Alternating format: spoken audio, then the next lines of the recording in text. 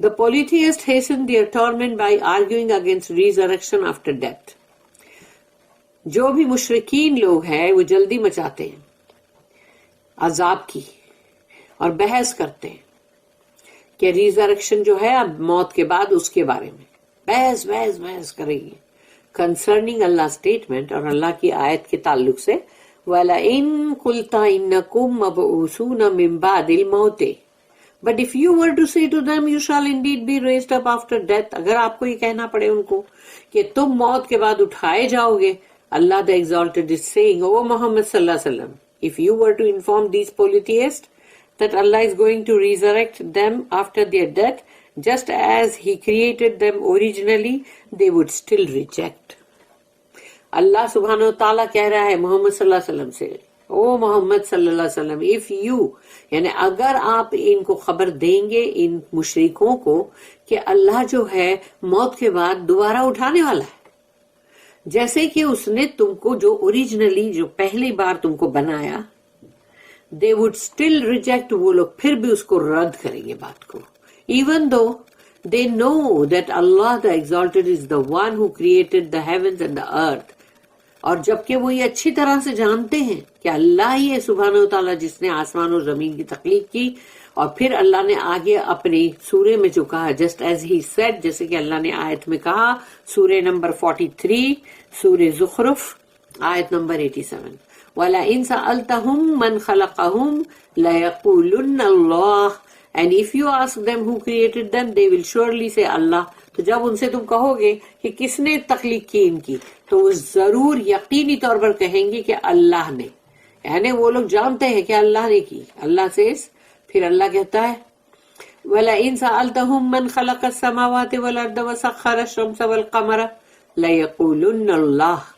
یہ ہے سورہ نمبر 29 سورہ عنکبوت آیت number 61. And if you were to ask them, اگر آپ ان سے پوچھیں گے who has created the heavens and the earth and subjected the sun and the moon, کون ہے جس نے بنایا تخلیق کی آسمان و زمین کی, اور کون ہے جو سورج اور چاند کو تمہارے لیے کام پہ لگا دیا, they will surely reply Allah. تو وہ یقیناً کہیں گے اللہ. Even after their awareness of this, Allah's creating, یعنی اللہ ہی ہے جو بنانے والا ہے, وہ جانتے اس کو, they still reject the resurrection and the promised return on the day of judgment. یعنی پھر بھی وہ لوگ انکار کرتے ہیں کوئی ریزریکشن نہیں ہوگا, کوئی دوبارہ نہیں اٹھایا جائے گا, اور یہ کہ جو یوم الدین جو ہے ڈے آف ججمنٹ جس کا وعدہ کیا گیا ہے وہ نہیں آئے گا.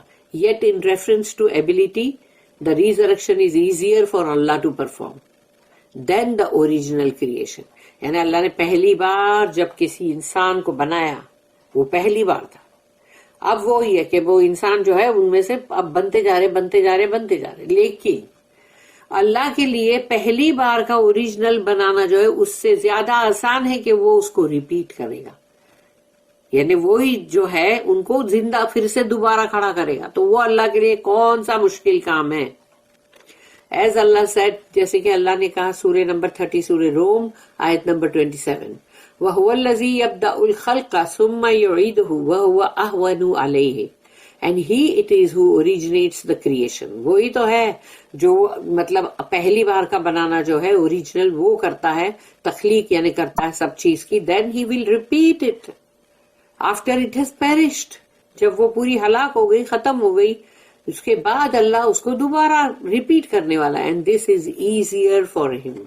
اور یہ اللہ کے لیے بہت آسان ہے. اللہ also said, پھر اللہ نے قرآن میں ایک اور جگہ پہ کہا سورہ نمبر 31 سورہ لقمان آیت نمبر 28, ما خلقکم ولا بعثکم الا کنفس واحدۃ. The creation of you all and the resurrection of you all are only as a single person. The creation and resurrection of a single person.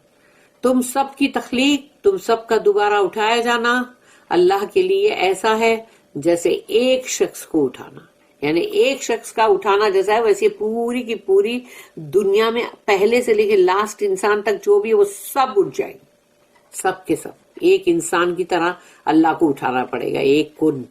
Concerning the statement لَيَقُولَنَّ لَيَقُولَنَّ الَّذِينَ كَفَرُوا, those who disbelieve would be sure to say, اور جو کفر کر رہے ہیں وہ تو یقیناً یہ کہیں گے ان ھذا الا سحر مبین, this is nothing but obvious magic, نہیں ہے یہ کچھ مگر نیرا جادو.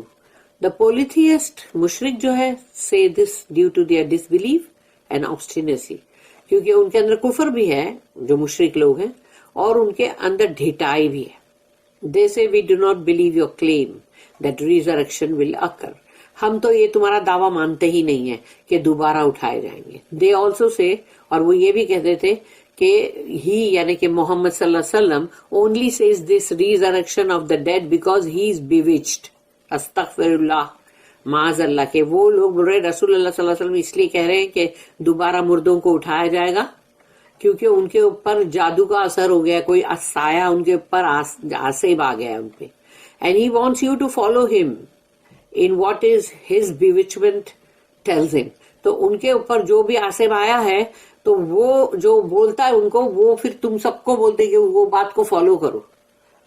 Concerning Allah's statement, وَلَئِنْ أَخَّرْنَا عَنْهُمُ الْعَذَابَ إِلَىٰ أُمَّةٍ مَعْدُودَةٍ, and if we delay the torment for them till a determined ummah term, یعنی کہ ایک ٹرم جو ہے ایک وقت معین جو ہے تب تک کے لیے ہم نے تاخیر کی ہے عذاب لانے میں.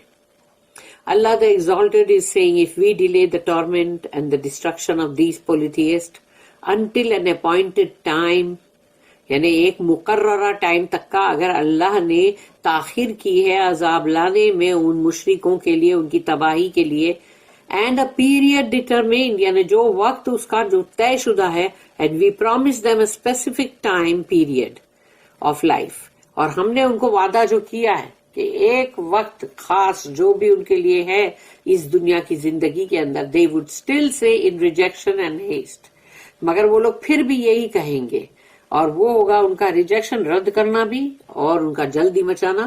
لَيَقُولُنَّ مَا يَحْبِسُهُ, they are sure to say what keeps it back, یعنی اتنا سب ہونے کے بعد بھی وہ یہی کہنے والے ہیں یہ ان کو آخر کس چیز نے روکے رکھا ہے بھائی, لائنا عذاب. They mean by this what delays this torment from overtaking us, کہ کون سی چیز نے ان کو روکا ہے کہ ہم پہ عذاب لے آئے. But both rejection and doubt are their very nature, یعنی ان کے جو فطرت ہے وہ یہی ہے کہ وہ لوگ رد کریں گے اور شک کریں گے. Therefore they have no escape or refuge from the torment, تو ان کے لیے اب عذاب سے بچنے کے لیے اس سے کہیں بھاگ جانے کے لیے کہیں پناہ لینے کے لیے کچھ بھی نہیں ہے. وہ آئے گا عذاب ان پہ.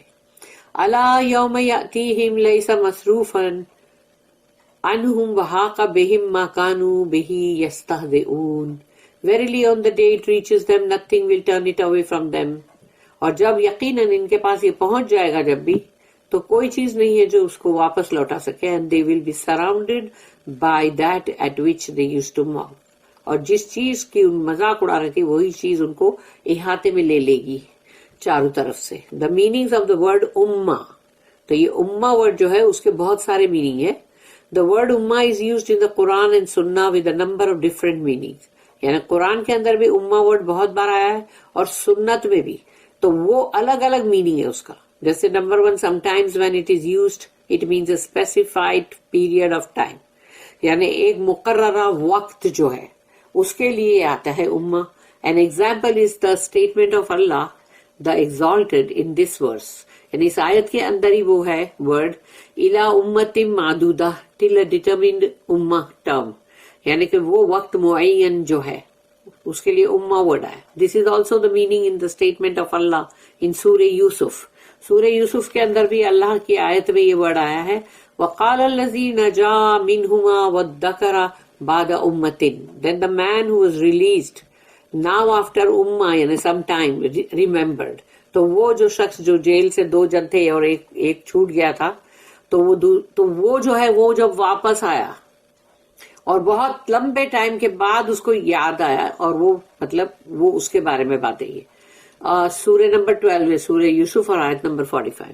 پھر اور ایک جگہ پہ جو ہے وہاں پر the word ummah is also used for refer to the imam, یعنی امام لیڈر کو بھی مطلب ان کو بھی ریفر کیا جاتا ہے. who is followed, یعنی جس کو تم فالو کرتے ہو. An example of this is in the statement of Allah, اور اللہ نے اس کو سورہ نمبر 16 سورہ نحل آیت نمبر 120 میں اللہ نے یہ ورڈ یوز کیا ہے, ان ابراہیم کان امتن قانتن, یعنی ابراہیم علیہ السلام جو ہے وہ ایک امت ہے خود ہی. ان ابراہیم کان امتن قانتن للہ حنیفا ولم یکو من المشرکین, and obedient to Allah, Hanif یعنی the true. تو ابراہیم علیہ السلام کو اللہ نے کیا بولا, was an ummah and he was not of those who were polytheists, اور وہ ذرا بھی مشرکوں میں سے نہیں تھے. تو صرف ابراہیم علیہ السلام کے لیے امہ ورڈ آیا. پھر یہاں پر ایک اور ہے سورہ نمبر 43 سورہ زخرف آیت نمبر 23 میں بھی ہے, the word ummah is also used to mean religion and religious creed, یعنی جو بھی دین کے جو بھی مطلب اور جو بھی دین کا معاملہ وہ ہے جو اس کے لیے بھی ہے. This is as Allah mentions concerning the polytheists that they said, اور یہاں پر اللہ نے اپنی آیت میں کہا ہے جو کہ سورہ زخرف کی آیت نمبر 23 ہے, انا وجدنا آباءنا علی امت وانا علی آثارہم مقتدون.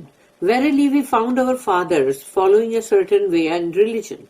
ہم نے تو اپنے باپ داداؤں کو پایا تھا یہ کچھ اس طرح کا مطلب دین کے اوپر, and we will indeed follow their footsteps. تو ہم تو ان کے مطلب نقش قدم پہ چلیں گے, یعنی ہم کو اور کوئی دین نہیں ماننا ہے.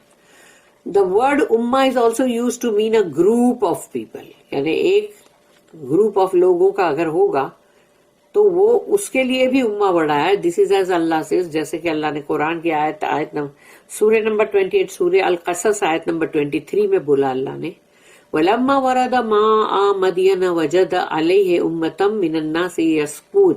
And when he arrived at water well, یعنی موسیٰ علیہ السلام جب پانی کی وہ کنویں کے پاس آئے of مدین کے, he found there a group of men watering their flocks. تو انہوں نے دیکھا کہ ایک لوگ ہیں, گروہ ہے, اور وہ اپنے مطلب جانوروں کو پانی پلا رہے. یہ وہی آئے تھے جہاں پر آگے تھا کہ وہ لڑکیاں جو سائیڈ میں کھڑی تھی. اللہ also said, وَلَقَدْ, اور ایک اور جگہ سورہ نحل سورہ نمبر 16 آیت نمبر 36, وَلَقَدْ بَعَثْنَا فِي كُلِّ أُمَّةٍ رَسُولًا أَنِ اعْبُدُوا اللَّهَ وَاجْتَنِبُوا الطَّاغُوتَ. And verily we have sent among every ummah a messenger proclaiming worship Allah alone and avoid taghut. تو یعنی جب اللہ نے جیسے رسولوں کو, جو بھی رسول جن کی بھی امتیں تھیں, ان رسولوں کی طرف جو مطلب اللہ نے ان امتوں کی طرف جو رسولوں کو بھیجا کہ یہ پیغام لے کر کے ورشپ اللہ alone, اللہ کی بندگی کرو, اور طاغوت جو ہے اس کو چھوڑ دو. And also Allah also said, وَلِكُلِّ أُمَّةٍ رَسُولٌ فَإِذَا جَاءَ رَسُولُهُمْ قُضِيَ بَيْنَهُمْ بِالْقِسْطِ وَهُمْ لَا يُظْلَمُونَ. And for every ummah there is a messenger. When their messenger comes, اور ہر امت کے لیے ان کے رسول ہیں, اور جب وہ رسول آ جاتے ہیں, the matter will be judged between them with justice. تو ان کے بیچ مابین درمیان میں ہر معاملہ بہت ہی عدل اور انصاف کے ساتھ چکتا کر دیا جائے گا, and they will not be wronged. ان کے ساتھ ظلم نہیں ہوگا. اور یہ ہے سورہ یونس جو ہم پڑھ چکے ہیں آیت number 47. The meaning of ummah here is those people who have had a messenger sent among them. تو جن لوگوں کے پاس, جن امتوں کے پاس رسول کو بھیجا گیا, وہ بھی اس کو امہ ہی کہیں گے. The meaning of ummah in this context includes the believers and the disbelievers among them.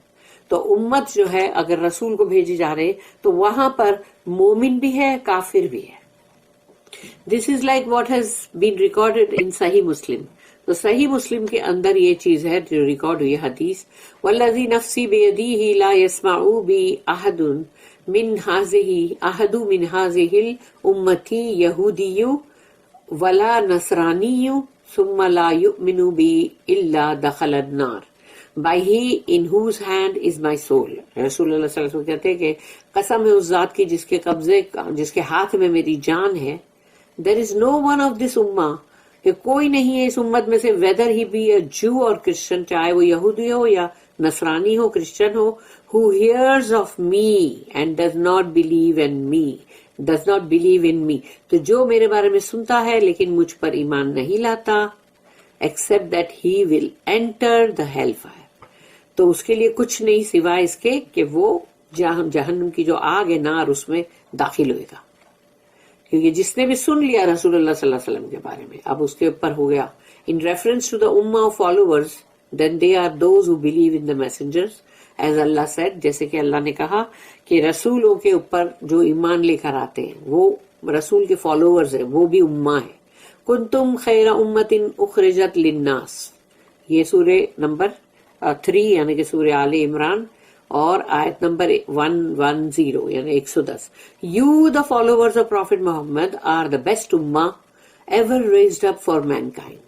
یعنی کہ تم رسول اللہ صلی اللہ علیہ وسلم کی جو امت ہو وہ سب سے بہترین امت ہو انسانوں کے اندر. کیوں؟ یہ بات کب آئی تھی معلوم ہے نا؟ سورہ آل عمران میں، کہ تم جب آگے یعنی تم سب پیغام آگے پہنچاؤ گے، رسول کے بہاف پہ تم کام کرو گے، لیکن کرتے ہیں کہ نہیں پہلے یہ دیکھ لینا، تبھی تم بنو گے کہ بیسٹ امہ. اگر بیسٹ امہ کا ٹائٹل میں آنا ہے تو پھر یہ کام تو کرنا پڑے گا نا. In the Sahih the prophet said فَأَقُولُ أُمَّتِي أُمَّتِي, then I will say my ummah, میرے followers, میری امت رسول اللہ یہ کہیں گے. The word ummah is also used to mean a sect or party. An example of this usage is in the statement of Allah. کہ امہ کا مطلب یہ بھی ہوتا ہے کہ ایک گروہ، ایک پارٹی، اور اس طرح سے بھی ہوتا ہے. اینڈ اس کے لیے اللہ نے سورہ نمبر 7 سورہ آراف آیت نمبر 159 میں کہا وَمِن قَوْمِ مُوسَىٰ أُمَّةٌ يَهْدُونَ بِالْحَقِّ وَبِهِ يَعْدِلُونَ. And of the people of Musa علیہ السلام there is an ummah. اور موسیٰ علیہ السلام کی قوم کے اندر ایک امت ہے who lead the men with truth, جو حق کے اوپر لوگوں کو مطلب لیڈ کرتے ہیں، یعنی ان کو مطلب رہنمائی کرتے ہیں، یعنی اسٹیبلش جسٹس therewith، اور وہاں پر عدل اور انصاف کو قائم کرتے ہیں. Like wise is his statement. ایسا ہی ایک اور آیت ہے سورہ نمبر 3 سورہ آل عمران آیت نمبر 113 من اہل الکتاب امۃ قائمۃ. A party of the people of the scripture, یعنی اہل کتاب میں سے ایک گروہ ہے. They stand for the right, اور وہ حق کے اوپر مطلب کھڑے رہتے ہیں، یعنی کہ وہ حق، وہ لوگ اچھے یعنی کہ مطلب ہے رائچیس ہے جو حق پہ کھڑے رہتے ہیں.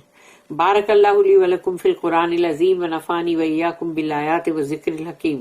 سبحان اللہ وبحمدہ سبحانک اللہم وبحمدک نشہد ان لا الہ الا انت نستغفرک ونتوب الیک ربنا تقبل منا انک انت السمیع العلیم وتب علینا انک انت التواب الرحیم وما توفیقی الا باللہ علیہ توکلت والیہ انیب وآخر الدعوانا الحمد للہ رب العالمین وصلی اللہم علی نبینا محمد وعلی آلہ وصحبہ وسلم.